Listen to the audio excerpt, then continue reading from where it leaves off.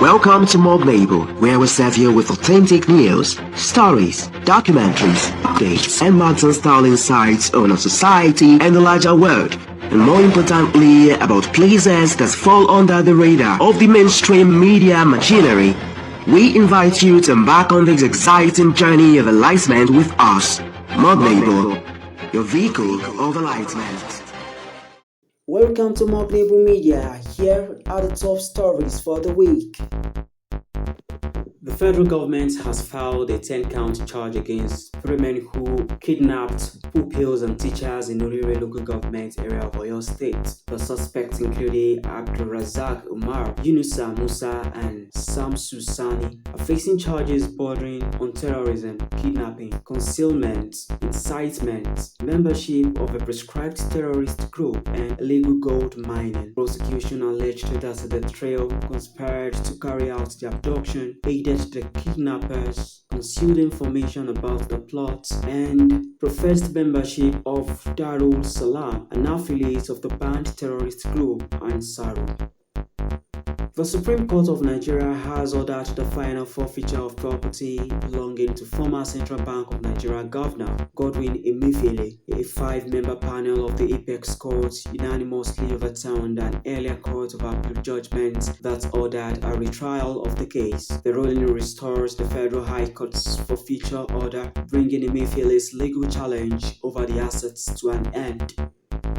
The Lagos-Calabar Coastal Highway has been renamed after President Bola Tinubu. Minister of Works David Umahi announced the decision in Abuja, saying the 750-kilometer highway was inspired by a vision Tinubu conceived about 27 years ago while serving as governor of Lagos State. Umahi also disclosed that President Tinubu approved a 400-kilometer extension of the Fourth Legacy Highway, bringing its total length to about 1,100 kilometers.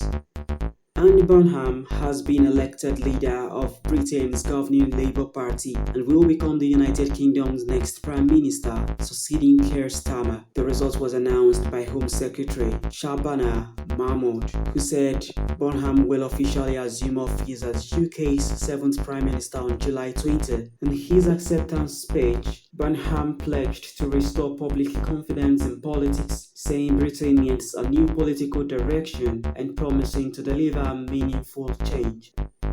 A bus full of school children returning from a trip has veered off the road in Uganda, killing 20 children and 1 adult. In a statement on X, Ugandan police said the bus from King David Junior School in Kampala was returning from a school trip to Sipi Falls in Kapchorwa district when it veered off the road after the driver lost control of the vehicle, struck a large stone along the roadside, and overturned. The statement said the crash claimed the lives of 1 adult male and 20 pupils, while 3 adult male and 7 juveniles sustained injuries.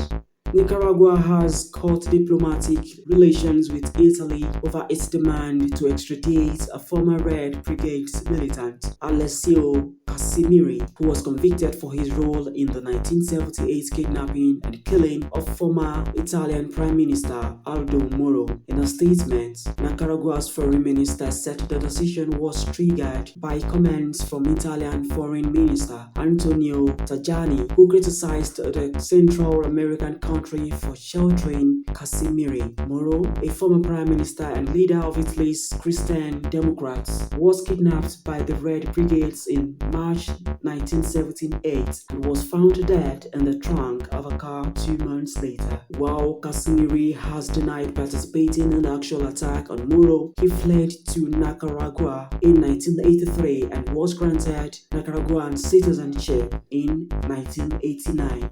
Canadian Prime Minister Mark Carney has said Canada will not share toll revenues generated from a new $4.7 billion bridge connecting Windsor, Ontario and Detroit, Michigan until Canada recovers its initial investments with the United States. Speaking at a press briefing, Carney said an agreement that was made with McKagan in 2012 when Canada agreed to front the cost of the bridge states that Canada was entitled to collect toll profits until it recovered the cost of its bridge investments from the United States. Meanwhile, US President Donald Trump had last week said he had secured a much better deal for the US to allow the bridge's opening set for July 27.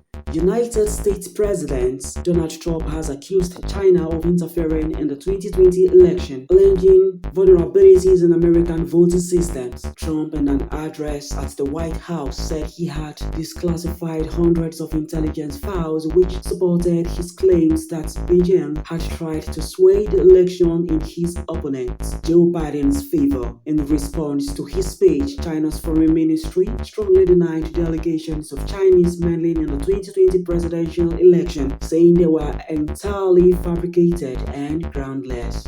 Indian activist and educationist Sonam Wangchuk has refused to end his indefinite hunger strike despite growing calls for him to do so. Speaking in a crowd at Jantar Mantar in Delhi, where he has been protesting, the activist stated that he had grown weak from the outside but maintained that he still had strength to continue. The activist has been protesting in support of an online satirical movement who are seeking the resignation of Education Minister Dharmendra Pradhan after a key entrance exam for aspiring doctors was cancelled in early May following a paper leak. The 59-year-old has been on a fast for the past 20 days, consuming nothing but salt and water, and has lost more than 9 kilograms.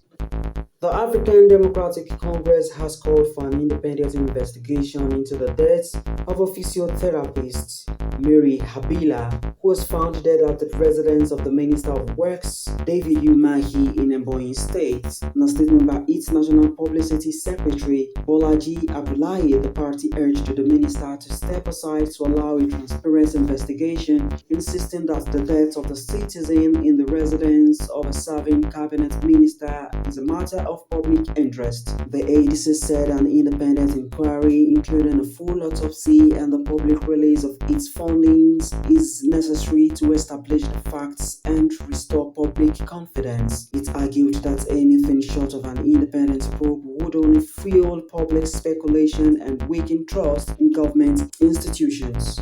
Ugandan opposition leader Kizza Besigye has rejected state-approved lawyers assigned to defend him in his treason trial with insistence that he must be represented by his preferred legal team. Besigye told the court that he had full confidence in his chosen lawyers, but said they were either arrested or barred from entering Uganda. The court has given him 2 weeks to decide whether to accept the state-appointed lawyers and adjourned the case until July 29. Besigye, who is a rival of President Yoweri Museveni, has been in detention since 2024 after he was allegedly abducted in Kenya and returned to Uganda. Finally, 29 countries have signed an agreement to establish the World AI Cooperation Organization. Confirming this, China says that its intergovernmental body aims to promote international cooperation and global governance in artificial intelligence. Representatives from the 29 countries, including Russia, Belarus, Serbia, Cuba, Brazil, and Venezuela, as well as 10 African and 12 Asian countries, signed the agreement as founding members. The organization's headquarters will be located in Shanghai, China. China proposed the creation of a World AI Cooperation Organization at last year's conference, but no countries had formally announced membership until now. And that's the top stories for the week from Mognebu Media. Stay tuned. Thanks for watching us today and for joining us on our journey of enlightenment. Mognebu, the vehicle of enlightenment.